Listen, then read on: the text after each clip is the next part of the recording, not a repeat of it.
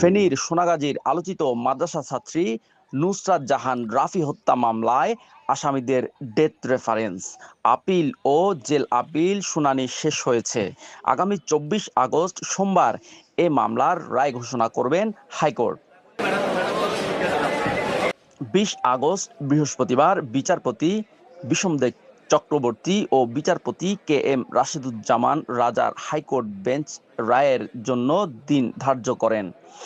আদালতে আসামিদের পক্ষে শুনানি করেন অ্যাডভোকেট মোহাম্মদ শিশির মনির। রাষ্ট্রপক্ষে শুনানি করেন deputy attorney general Syed Ijaz Kabir. 2019 সালের 27 মার্চ সোনাগাজী ইসলামিয়া ফাজিল মাদ্রাসার তৎকালীন অধ্যক্ষ সিরাজউদ্দৌলার বিরুদ্ধে শ্লীলতাহানির অভিযোগ করেন নুসরাত। এই ঘটনায় মামলা হলে তাকে গ্রেফতার করা হয়।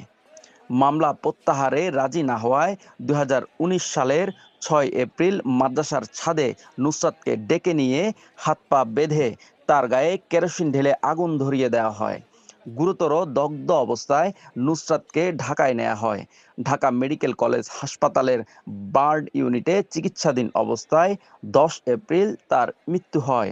এই ঘটনায় নুসরাতের বড় ভাই মাহমুদুল হাসান নোমান সোনাগাজী থানায় মামলা করেন। পরে মামলাটি হত্যা মামলায় রূপান্তরিত হয়। 2019 সালের 24 অক্টোবর ফেনীর নারী ও শিশু নির্যাতন দমন ট্রাইব্যুনালে মামলার রায় ঘোষণা করেন। রায়ে বরখাস্ত হওয়া অধ্যক্ষ সিরাজউদ্দৌলা সহ 16 আসামিকে মৃত্যুদণ্ড দেওয়া হয়। পরে মৃত্যুদণ্ড অনুমোদনের জন্য মামলার নথি হাইকোর্টে পাঠানো হয়। পাশাপাশি আসামিরাও পৃথক আপিল ও জেল আপিল করেন। দীর্ঘ আইনি প্রক্রিয়ার পর চলতি মাসে হাইকোর্টে এসব আপিল ও ডেথ রেফারেন্সের শুনানি শুরু হয়। শুনানি শেষে এখন রায়ের অপেক্ষায় নুসরাত হত্যা মামলা। আগামী সোমবার 24 আগস্ট হাইকোর্টের রায়ে নির্ধারিত হবে নিম্ন আদালতে দেওয়া 16 আসামির মৃত্যুদণ্ড বহাল থাকবে নাকি রায়ে কোনো পরিবর্তন আসবে। নুসরাত হত্যা মামলার এই রায়ের দিকে তাকিয়ে আছে নুসরাতের পরিবার সহ পুরো দেশ।